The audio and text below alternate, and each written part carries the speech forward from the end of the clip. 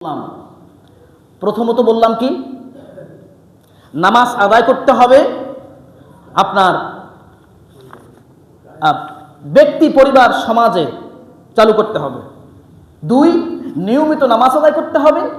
3 খুজু সহকারে আদায় করতে হবে। আর 4 হচ্ছে জামাতের সাথে আদায় করতে হবে। এই 4টি শর্ত পূরণ করে স্বাভাবিকভাবে প্রাথমিক পর্যায়ে এই 4টি শর্ত পূরণ করে কোনো ব্যক্তি যদি নামাজ পড়ে ওইটা হচ্ছে নামাজ কায়েম। আর ওই কথাই আল্লাহ বলেছেন, এছাড়া আমরা যা করি এই 4টা শর্তের বাইরে যে এই 4টা শর্ত পূরণ না করে আমরা যদি নামাজ পড়ি, বিশ্বাস করুন ওই নামাজের হুকুম আল্লাহ দেন নাই। ওই নামাজের হুকুম আল্লাহ দেন নাই। কারণ আল্লাহ আমাদের উপরে নামাজ ফরজ করেছেন কি শব্দ দিয়ে? এতক্ষণ একজন মানুষের আলোচনা শুনছে, আপনারা কেউ শোনেন নাই। এই একটা ছোট্ট প্রশ্নের উত্তর তো আপনাদের সবার দেওয়া উচিত ছিল। আল্লাহ যে আমাদের উপরে নামাজ ফরজ করেছেন কোন শব্দ দিয়ে? কায়েম শব্দ দিয়ে। তাহলে এই 4টি শর্ত পূরণ যে ব্যক্তি করতে পারবে, সে যখন নামাজ পড়লো সে মূলত নামাজ পড়লো না, বরং নামাজ কি করলো? কায়েম করলো।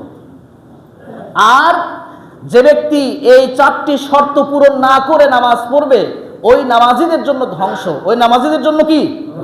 ধ্বংস। আল্লাহ হেফাজত করুক। পড়ছি আমিন। আরো জোরে বলুন আমিন। আমার কথা কি আপনারা বুঝতেছেন? আচ্ছা,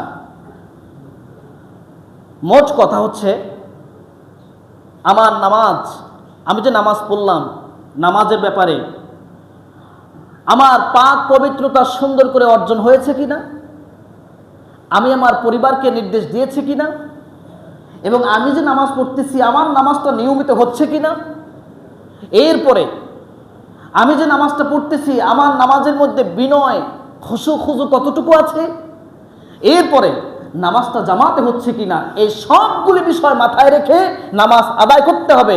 যদি আল্লাহ পাকের জবাবদিহির কাঠগড়া থেকে বাঁচতে চাই এই শর্তগুলো আপনাকে আমাকে লাগবে।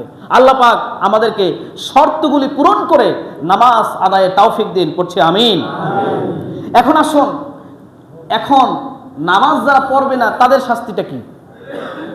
খুব সংক্ষেপ বলবো কারণ কথা সামনে আরো আছে। নামাজ যারা পড়বে না তাদের শাস্তিটা কি? প্রথম শাস্তি হচ্ছে আল্লাহ পাক বলেছেন,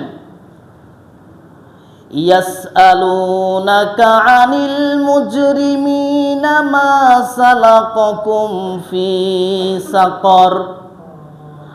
আল্লাহ রাব্বুল আলামিন ফেরেশতারা জিজ্ঞাসা করবে, ও অপরাধীরা তোমরা এই সাকর নামক জাহান্নামে কেন এসেছো, কারণ কি? লোকগুলি বলবে, অপরাধীরা বলবে, ক্বালু লাম নাকু মিনাল মুসাল্লিন, পৃথিবীতে আমরা নামাজ আদায় করিনি এই জন্য আমরা এই জাহান্নামে এসেছি। বলেন নাউযুবিল্লাহ। তাহলে নামাজ কায়েম না করে যদি মরি তাহলে কোথায় যেতে হবে? বলেন কোথায় যেতে হবে? জাহান্নামে যেতে হবে। আমরা কি জাহান্নামে যেতে চাই? আল্লাহ হেফাজত করুক। করছি আমিন।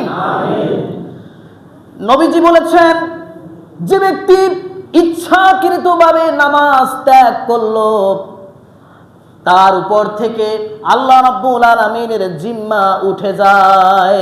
তার উপরে আল্লাহর আর কোনো নিয়ন্ত্রণ থাকে না। সে যা মন চায় তাই করে। আল্লাহ পাক ওদিকে ফিরেও তাকান না। সমস্ত নিয়ন্ত্রণটুকু আল্লাহ রাব্বুল আলামিন উঠায়া নিয়ে যান। কন্না আউযুবিল্লাহ। নবীজি বলেছেন, আল আহাদুল্লাযী বাইনানা ওয়া বাইনাকুমুস সালাত ফামান তারাকাহা ফাকাদ কাফার। নবীজি বলেছেন, আমাদের এবং কাফেরদের মধ্যে মুক্তির চুক্তি হচ্ছে নামাজ। মুক্তির চুক্তি কি? নামাজ। সুতরাং যে নামাজ আদায় করলো সে মুসলমান থাকলো, আমাদের দলভুক্ত রইল। আর যে নামাজ তরক করলো সে কাফের হয়ে কুফরি করে কাফের হয়ে গেল। কন্না আউযুবিল্লাহ। তিরমিজি শরীফের হাদিসের মধ্যে এসেছে, আল্লাহর নবী বলেছেন, এক সাহাবী বলতেছেন, হযরত আবু হুরায়রা বলতেছেন রাদিয়াল্লাহু তাআলা আন, তিনি বলতেছেন, আমরা নবীর সাহাবী, আমরা কোনো আমলকে ত্যাগ করা কুফরি মনে করতাম না, শুধু নামাজ ছাড়া। কোনো আল্লাহর নবীর কোন সাহাবী যদি নামাজ ত্যাগ করত, আমরা মনে করতাম সে কুফরি করেছে। সুতরাং নামাজ ত্যাগ করাটা কুফরি করার শামিল। বলেন নাউজুবিল্লাহ। নামাজ ত্যাগ করাটা কেমন যেন কুফরি করা, কুফরির দিকে আস্তে আস্তে সে চলে যাচ্ছে। ধরেন একটি নদী, এই পারে ইসলাম, এই পারে কি ইসলাম, ওই পারে কুফর। ধরেন ওই পারে কি কুফর। যে নামাজ পড়লো, যে নামাজ কায়েম করলো, যেভাবে আল্লাহ এবং আল্লাহর রাসূল নামাজ পড়তে বলেছেন সেভাবে পড়লো, কায়েম করলো, সে যেন এই নদীর এই পারে ইসলামের পারে নিরাপদ অঞ্চলে স্থান করলো। আর যে নামাজ পরিত্যাগ করা শুরু করলো, সে যেন আস্তে আস্তে ওই নদীর মধ্যে সাঁতার কাটতে কাটতে সে যেন কুফরির দিকেই যেতে শুরু করলো। একটা পর্যায়ে নামাজ ছেড়ে দিতে দিতে একটা পর্যায়ে কুফরির অন্ধকারে ডুবে শেষ হয়ে গেল, জাহান্নামী হয়ে গেল। নাউজুবিল্লাহ। এ হচ্ছে নামাজ, এ হচ্ছে নামাজ। যারা ত্যাগ করবে তাদের ব্যাপারে আল্লাহ নবী সাল্লাল্লাহু আলাইহি ওয়াসাল্লামের কথা। আল্লাহ পাক আমাদেরকে নামাজ কায়েমের তৌফিক দেন, পড়ছি আমিন।